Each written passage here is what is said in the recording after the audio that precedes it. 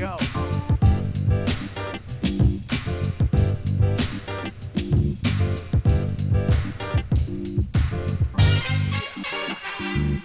Disastrous outcome. Nothing personal. Word of the day for March 2nd, 2022 is disastrous outcome. You're hearing that a lot.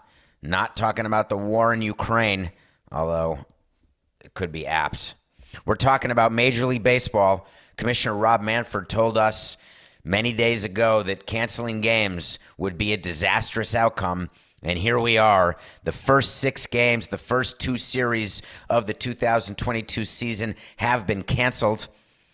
The narrative out there is so wrong in so many ways that I want to clarify. We did an emergency show last night, which we enjoyed doing live on YouTube, on our YouTube channel. Thank you for listening to that. Got a little extra pod in there.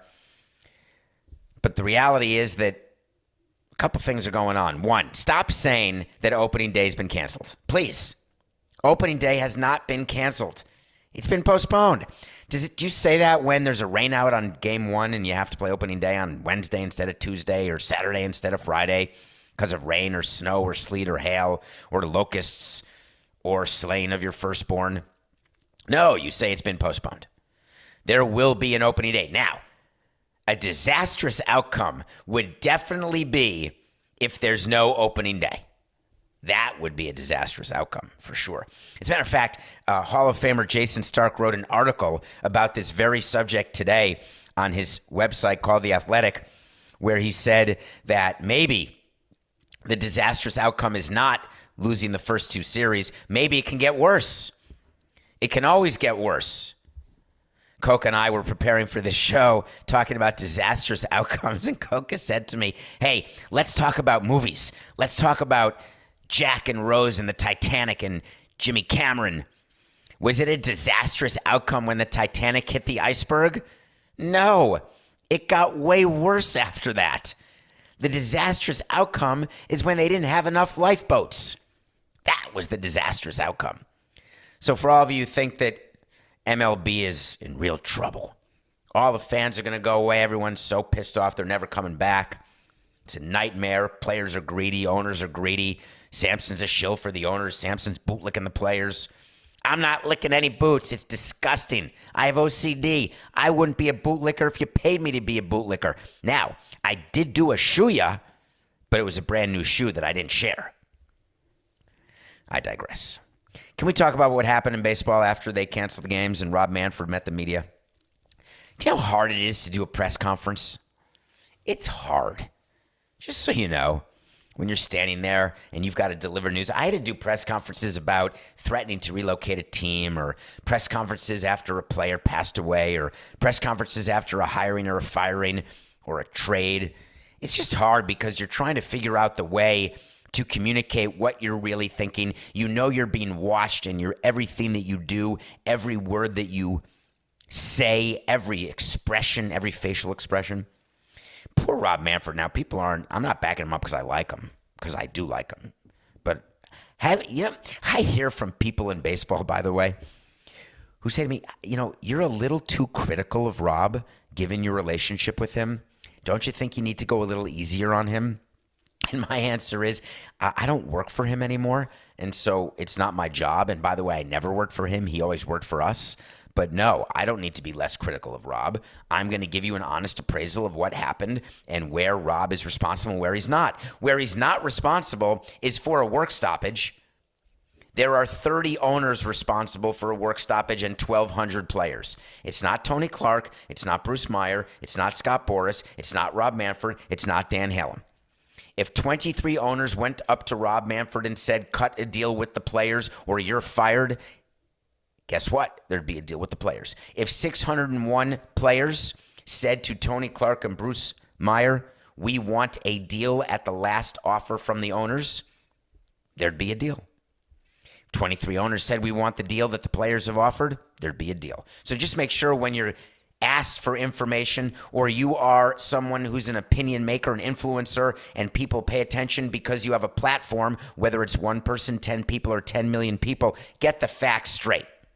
Rob Manfred is not to blame, just like Tony Clark is not to blame. Now, That doesn't mean they're not the front-facing public figure of this. It doesn't mean that Rob Manfred should have smiled in any way, even though it was nervous laughter. It doesn't mean that Rob Manfred shouldn't have been more careful with his choice of words. Certainly shouldn't have talked about the fact that owners have had a tough time in the last 5 years with revenue. No one wants to hear about owners struggling. No one cares. Whether they have or have not, no one cares. The question that you should all be asking yourselves, and the only question, is what now? We got a little insight into what now, and it wasn't great, from Rob and Bruce Meyer and Tony Clark, the executive director.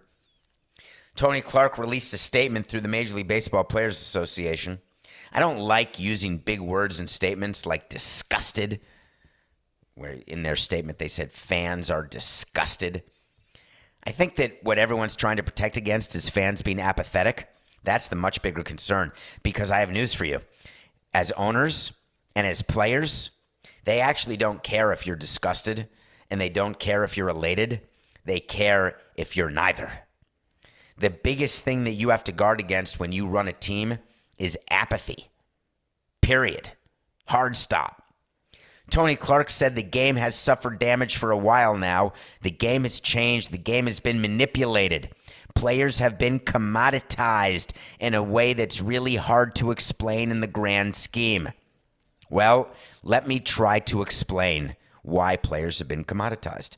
I've been criticized left, right, and center, whether it's on the Le Batard show or any number of other outlets where I'm willing to tell you the actual thought process that owners and GMs have. And I've told you that we look at owners as our product. I did not look at them as people the way I should have. I looked at players as commodities, as widgets, because for me, they were part of the operation of the business that I was running. It made me less sympathetic than I should have been. It made me less apt to understand off-the-field issues than I should have been.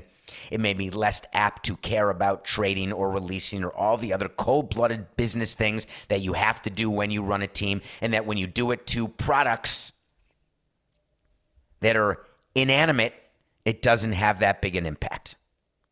But then I realized that I'm being a little too hard on myself, because think about a factory or a company where there's a ton of time spent on developing a product. I'm thinking about one of my favorite movies called Elizabethtown, where Orlando Bloom worked for Alec Baldwin designing shoes, came up with the Spasmodica. And the number of people who spent hours, weeks, months, and years designing this new shoe that nobody bought. The shoe is so bad it could cause a generation of people to run with bare feet.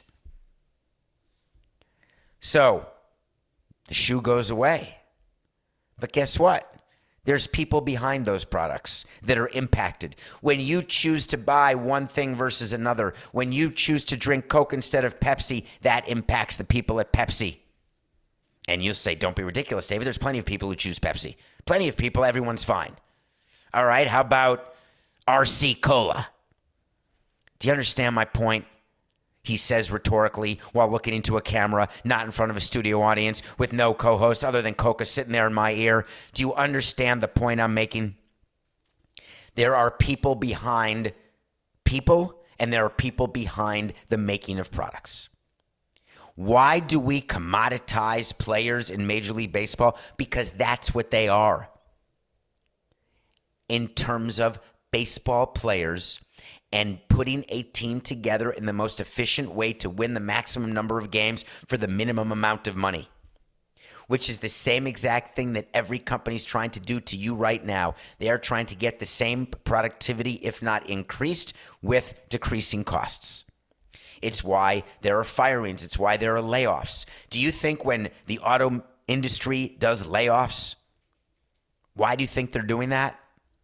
They're doing it because they need to protect the employees who survive the layoffs. They need to protect the existence of the company and the production of the cars that they're still making versus the cars they're not.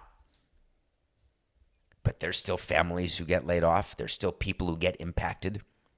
But you think factory workers are not commoditized, or workers in your industry or mine, We're all commodities. Make no mistake.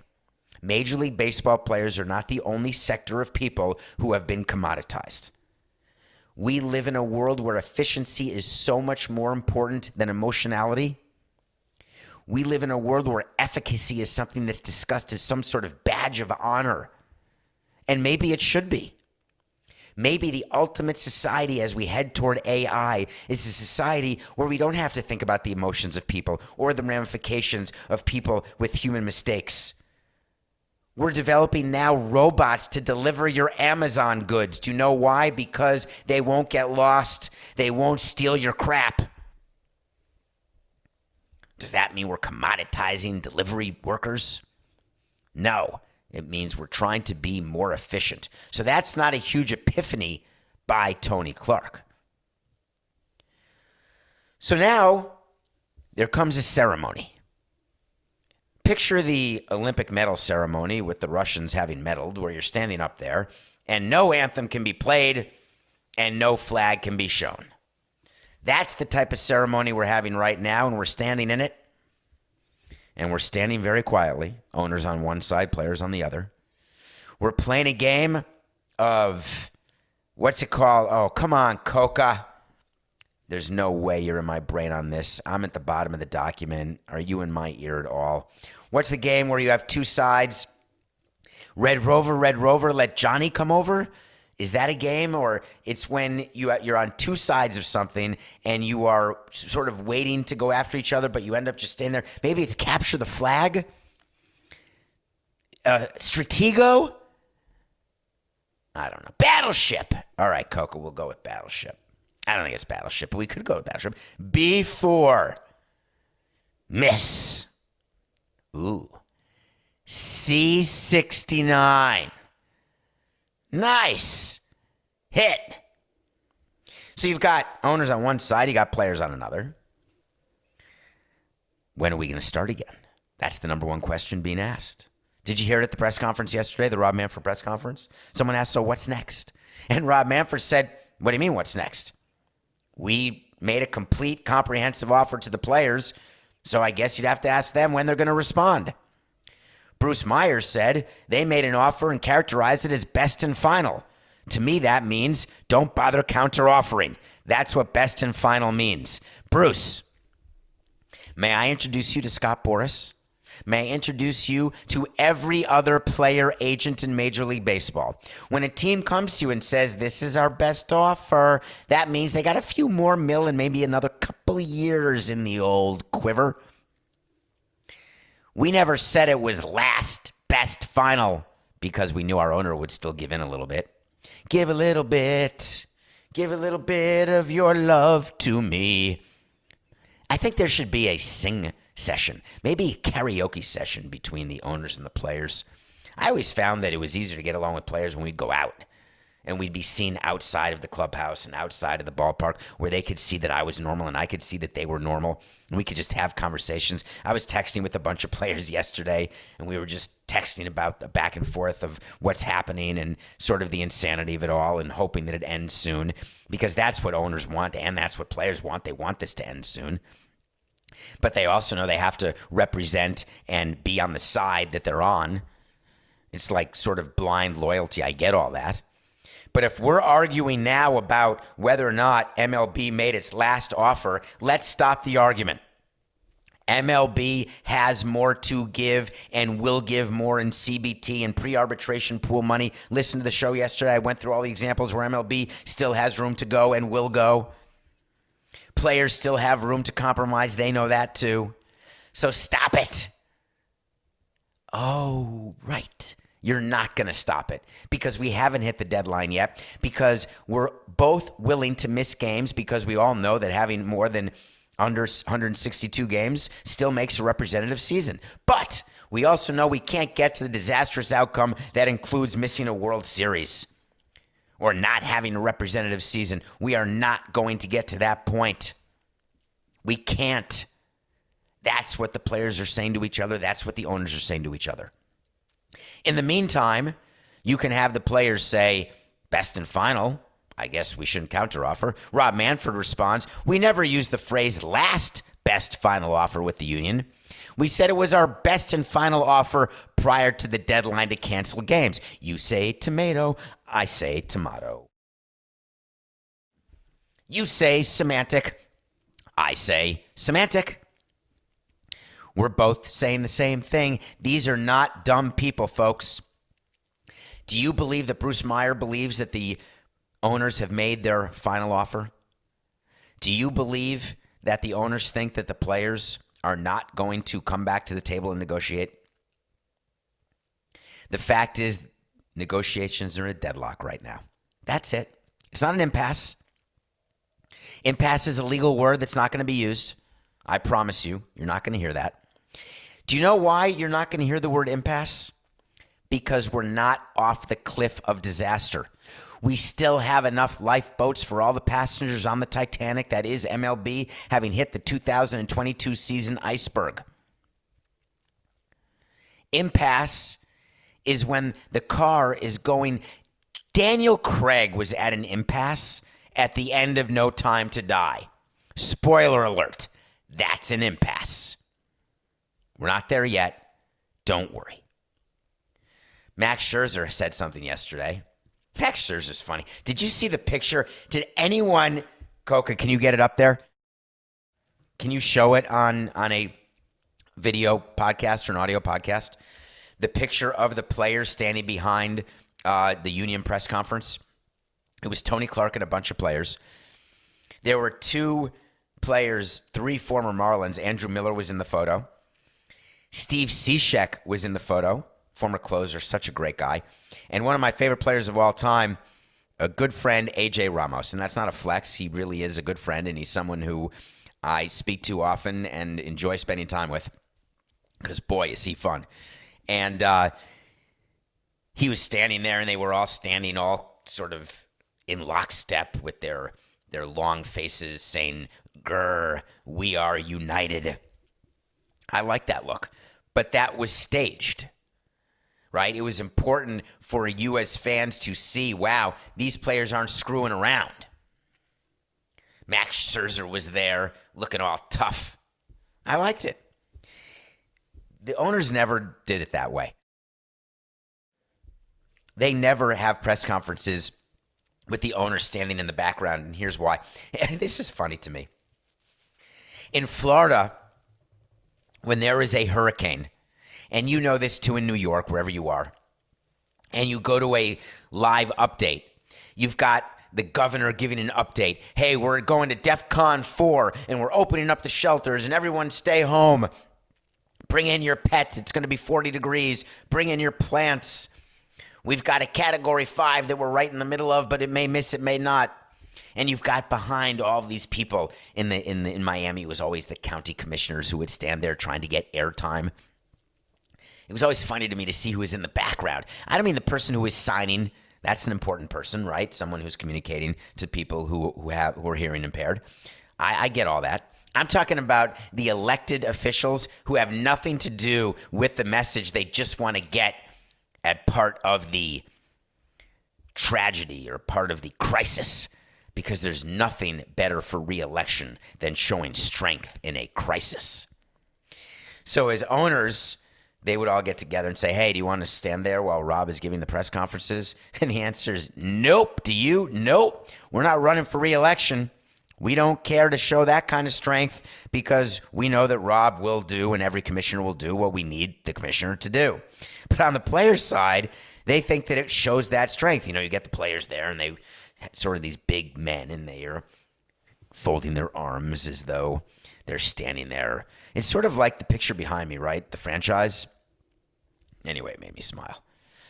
But that has nothing to do with whether a deal will get done, is who's behind the people talking. But Max Scherzer said something yesterday. He listened to Nothing Personal, and he commented on the CBT, and he said that we look at the competitive balance tax as a breakaway spending mechanism. That's how this was supposed to be. No, it wasn't. That's me telling Max what the CBT was for. It was not for breakaway spending. It was to put in a salary cap without there being a salary cap. And then Scherzer said, we're not seeing it function as breakaway spending. We're seeing it act as a salary cap. No way.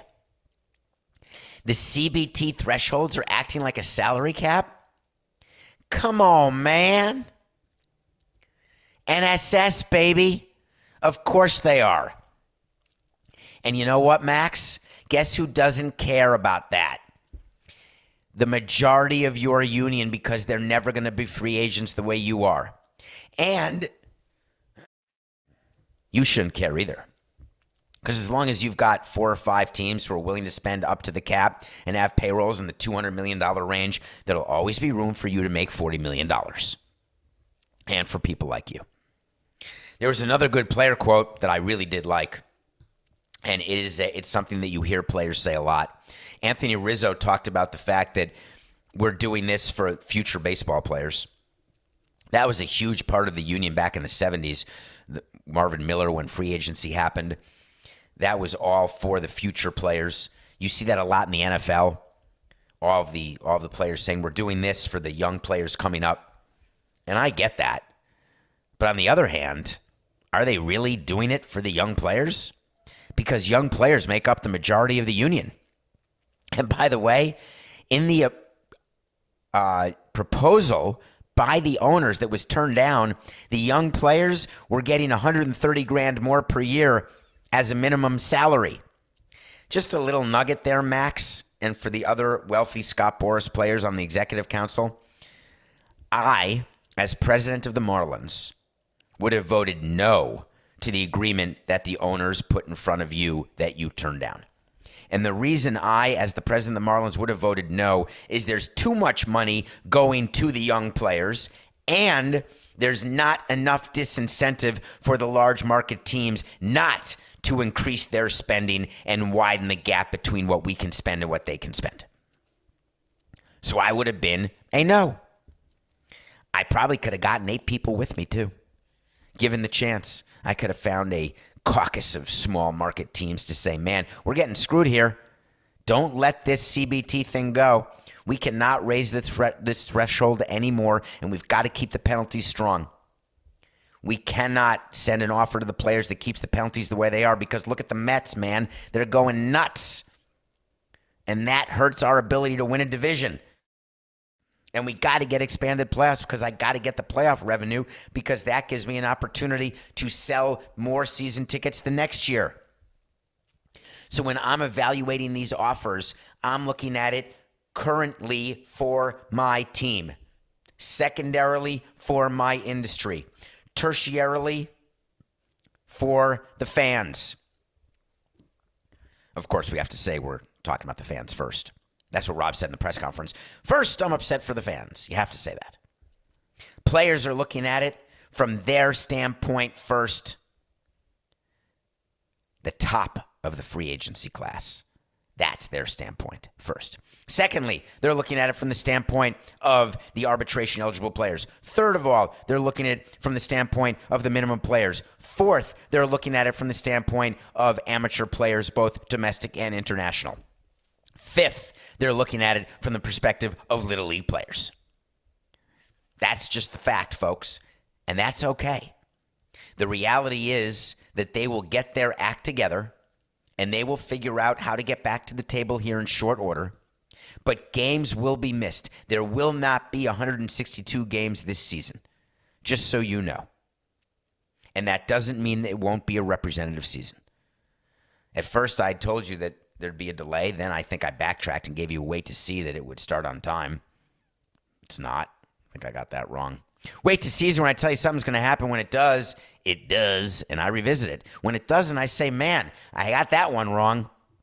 I've gotten plenty wrong. I've gotten a few right, too, over the time. We'll have a wait to see about a subject that I promised you that I would talk about, and we will do it after the break. We're going to talk about Kyler Murray because it's good. There'll be plenty of more baseball to talk about during the course of the next days, weeks, months, and years, I promise you. But for now, let's take a break and talk about an unbelievable movie that out of nowhere I just watched. Welcome back to Nothing Personal. My name is David Samson. Thank you for being here with us every single day, sometimes twice. It's called Nothing Personal with David Samson. Please rate us, review us, do all those things you do to keep us setting records. February was the best month this show ever had. More of you, more new listeners than ever before, more total listeners than ever before are both watching and listening. Please keep telling your friends about it because we have fun on this show. Maybe one day. We did have Coca on episode 500. We're now episode 546. Maybe one day we can sort of bring people a little more inside the curtain and have them actually hear the things. I don't know if we can do this or if you'd even allow it, Coca, but if we can have them hear the things that you're saying to me during the course of the show, I think people would love that. All right, move on. Like that. Okay, get to Murray. You promised it 2 days in a row, and you only have right now 20 minutes. Let's go. I'll get there, Coca. We got to review a movie first. I have no idea how I didn't see this Oscar-nominated movie from 4 years ago. Oh, yes, I do. I was trying to sell a franchise that was way overpriced and trying to find someone to buy it. Somehow I totally missed Daniel Day-Lewis's last appearance, who is the best actor of his generation, maybe in my lifetime. I mean, I could do a top 5, shouldn't I? I couldn't do it right now because that takes way too much thought. Have I ever done a top 5 actors of my lifetime? Well, if I did, Daniel Day-Lewis would be on that list. Without a doubt. Tom Hanks would be too, by the way. But definitely Daniel Day-Lewis. If you haven't seen There Will Be Blood, please see it. If you haven't seen Gangs of New York, you better see it. If you haven't seen My Left Foot, hurry up and see it. If you haven't seen In the Name of the Father, what the hell are you doing, man? But I had never seen Phantom Thread, which is incredible. And the star of Phantom Thread is Daniel Day-Lewis, plus Coca. It's the same woman who starred in Bergman Island with Tim Roth. And I'm totally blanking on her name, but Coca's going to find it. He's going to find the female lead in Phantom Thread and realize that she was also in Bergman Island. And I think he'll find that her first name could have been Heidi, but I think that could be wrong. And it could be Creeps or Creps or Cropes or Cripes. And it's not. It's Vicky. Thank you. Oh, it is Vicky Creps, which I'm pronouncing wrong, I'm sure. Phantom Thread is about a fashion designer. And Daniel Day-Lewis, as you know, is a method actor. Daniel Day-Lewis played this fashion designer who really you assumed was a fashion designer. Not just quirky, but somewhat insane, somewhat psychopathic, somewhat sociologically, neurologically insane, yet fascinating and brilliant. Phantom Thread did not get the type of love that you would expect because it was a little slow and a little long. The reason it's getting the love from me 5 years later, where I just watched it at a random midnight of I can't sleep, and it was one of those, usually the algorithm gets you to what's trending now or top 10 or newly released, but for whatever reason, Phantom Thread came up in This Might Interest You, which is ironic because I never do thumbs up or thumbs down because I don't want to be algorithmed. I want to organically find things to watch and then review them for you and make my decisions. But for whatever reason, Phantom Thread was there, and it was good. So if you haven't seen it, you owe it to Daniel Day-Lewis, and he has not acted since then, which makes me despondent. Coca, do you know that Daniel Day-Lewis is covered with tattoos? Just like you are. Did you know that? And for whatever reason, they cover them up in everything he does. I don't know why. Maybe he doesn't want. It's like Johnny Depp covers a lot of his tattoos as well. Adam Levine did that too in Begin Again. Actors do that a lot. Maybe they don't want their personal tattoos to be shown, or maybe they want to make sure that people know that they're playing characters, not themselves, so they can't have their own personal ink on. Or maybe it's true that a fashion designer in the 1900s would not be covered head to toe in tattoos. All of that may be true. All right, Coca, it's time to talk Kyler Murray. You know what I want? I want to talk to Samson. So you want to talk to Samson. Go check out the movie Half-Baked after you watch Phantom Thread. Half-Baked is a movie where there's a character named Samson, and everybody wants to talk to him because they want the drugs, baby.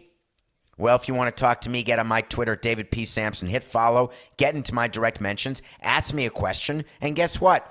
I may get to it. It may take me a couple days. I may never answer. I may answer immediately on Twitter, but not in the show. I may answer on the show, but on a mailbag, or I may do it Boom, right now. Does the Kyler Murray statement make the Cardinals more or less likely to extend him? And, hello, David. Hello. I like when people say that.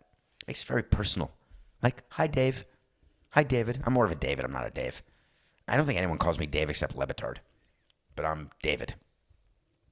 What are we talking about? You may have forgotten. Kyler Murray is the quarterback for the Arizona Cardinals. Kyler Murray was the guy drafted by the Oakland A's, and then he went to play football. He started in his first day. He's no Jordan Love, right? He started immediately for a team that had won like 3 games. His team has won 3 or more games better than the season before for 3 straight years. Their team won 11 games last season. They lost in the playoffs. Kyler Murray has a rookie contract in the NFL, and he is now eligible to get a contract extension. Just like Josh Allen did and Patrick Mahomes. All these guys got it in their 4th season, right before their 4th season. Kyler Murray's the one who stripped Instagram of all references to the Cardinals, and there was a whole conversation. Does he want out? Is there some sort of problem with management? Is he just negotiating? Is this his tactic? And then out of nowhere 2 days ago, I couldn't even believe this. There was a statement released by his agent, who's a guy I'd never heard of named Eric Burkhart, who Coca told me is not just the agent for Murray, but also the agent for Murray's coach, which is weird. That's sort of a conflict of interest. This was a statement that was in all caps that basically could have been one line. And the statement could have read, I want my extension now. That's all. Love Kyler. But it went on to talk about how much he's done to help improve the team and how great the organization is since he's got there and how important it is to win and how he's willing to take less now in order to make sure there's plenty of money available to structure a deal so that they can have other players. I love that when players say that. I'll take less so you can make sure you can sign my buddies around me, and I need an offensive line, then I need to have a defense, so you got to make sure that I'm taking a little under now. Patrick Mahomes did that with Kansas City. He's like, I'm not taking the whole $450 million because barely any of it's guaranteed. So therefore, we'll have plenty of cap room, and I did it because of the cap. We had these brilliant cap people tell me how much I could take each year. It's a bunch of horse hockey. These players want to get as much guaranteed money as they can, and I don't blame them. Why wouldn't they?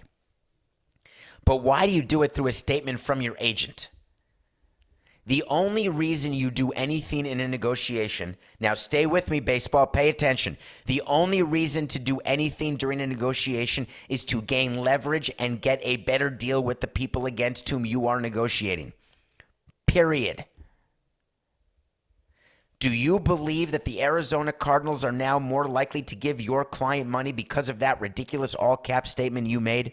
Do the Cardinals sit there and say, you could ask your own client this, do they sit there and say, oh God, look at him, look in that statement. He wants what's best for us and he wants our organization to keep moving forward. And my God, he points out all the good things he's done as quarterback.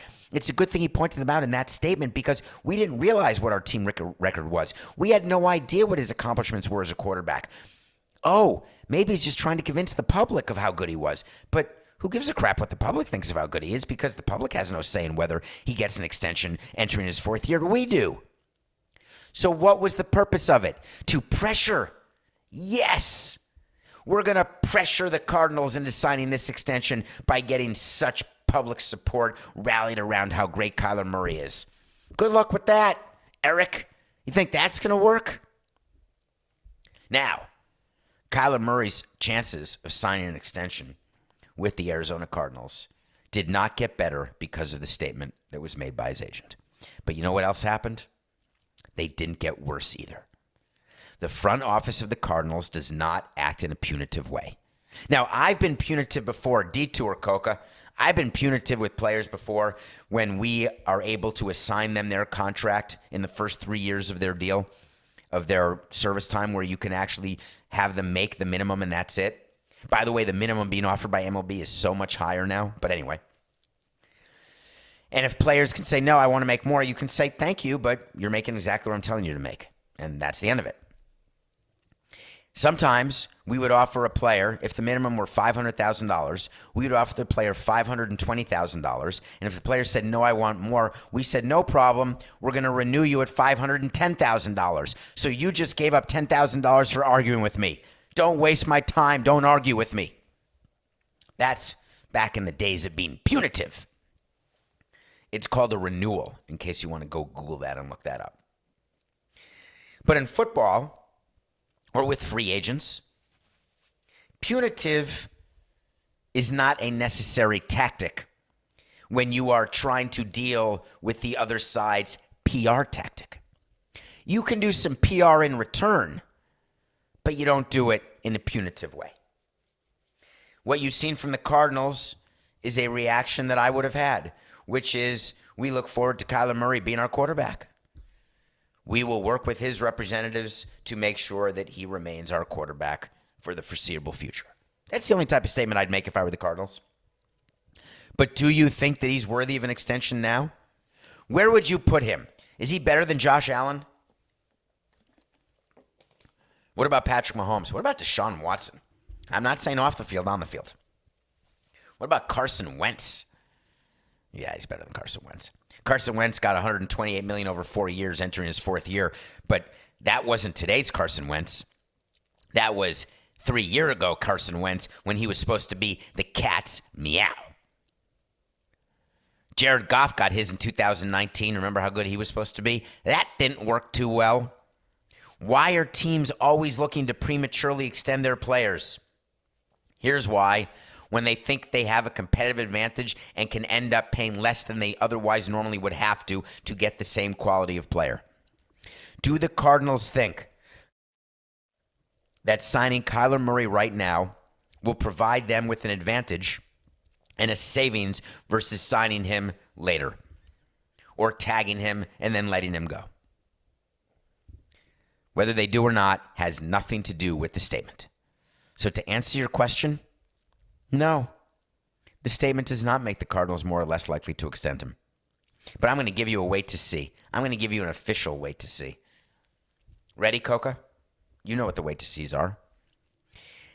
The Arizona Cardinals will not offer Kyler Murray an extension before the start of next season. Wait to see. That's what I predict will happen. Okay, we were back with nothing personal pick of the day yesterday. Thank God we had the Warriors +1 over the Timberwolves, because the minute we put that on the air, the line moved to Warriors -1 over the Timberwolves. Thank God that we got that bet in at Warriors +1, because that was huge for us as the Warriors lost by 1,000.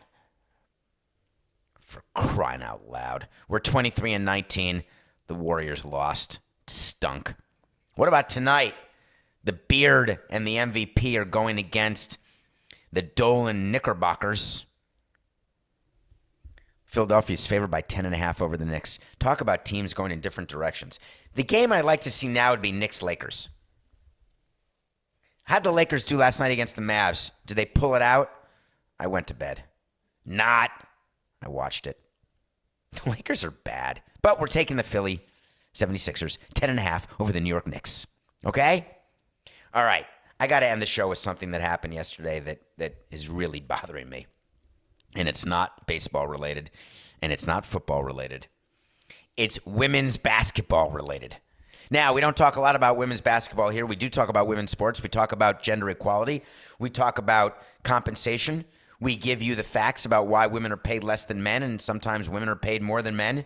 It's based on the amount of revenue you generate for your employer. It's based on the money you make for the people who are paying your salary. That is how salaries are defined. That is how value is determined. An article came out yesterday that makes quite a few people look not so good. The New York Liberty, or WNBA team, that's the Women's National Basketball Association, a league started by the NBA, still owned in part by the NBA. They fined the New York Liberty, whose owners are the same as the Brooklyn Nets, not the New York Knicks, although the owners of the Knicks, James Dolan, used to own the Liberty. The Liberty used to play in Madison Square Garden, but not enough people went to the games. It was way too costly to take up an event day at the greatest arena in the world with a women's basketball game than it would be to have Barnum Bailey's circus of abusing elephants. So the New York Liberty ended up playing someone else, and then the team got sold, and then Tsai bought the team, yada, yada, yada. Guess what?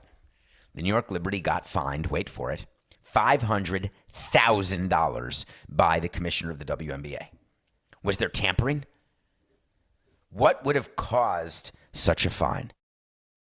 What action by an owner would cause a league to say, we were going to fine you $1 million. We were thinking of taking away your franchise? What?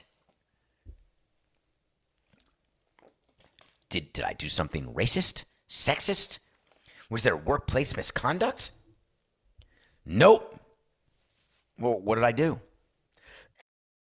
You committed the cardinal sin. You allowed your players to fly on a chartered plane. What? That is an outrage. You can't have your players fly in a charter plane. We are fining you. They must fly commercially in seat 79G. That's right. Middle seats for our players. That's what we want. Before you all get worked up, let me quickly explain.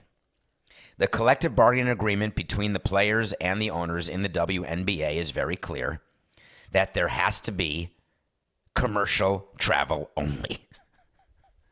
Now, why would that be in a CBA? Because some owners of WNBA teams are rich and some aren't. Some are big market teams, some aren't. And in negotiating with the players were more interested in increasing their salaries and giving up the benefit and bonus of travel comfort. When you negotiate your salary, if someone offered you, here's the deal. You can make $60,000 a year, but you get to fly first class whenever you fly for your job.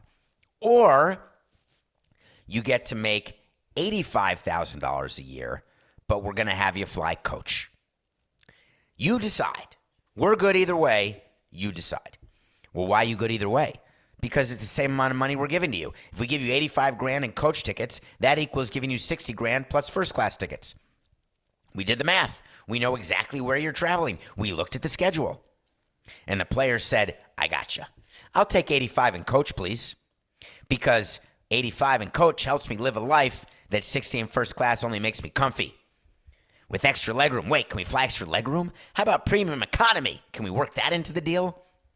I'm only making light of it because, by the way, it was only in the 1980s when I was lucky enough to be on the road with professional teams who were flying in coach and sharing a hotel room, might I add.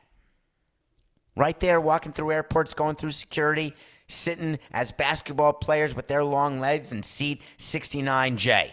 Yep, saw it, was on the plane. It was pretty cool watching teams travel. But then as time passed, charter travel became a requirement in part of the collective bargaining.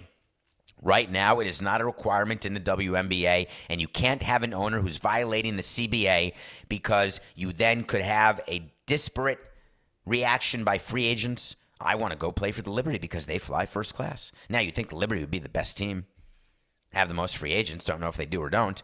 But the WNBA could not have a maverick owner, pun intended. They could not have a maverick owner spending money in ways that other teams were not willing to spend, therefore creating an unfair advantage. But it leads to a bigger question. Why is it so different for women to be treated like men? It shouldn't be a question that professional basketball players fly on a charter plane and don't have to subject themselves to what normal people have to subject themselves to. It shouldn't be a question that the way they're treated should be the same as the way the men in the NBA are treated.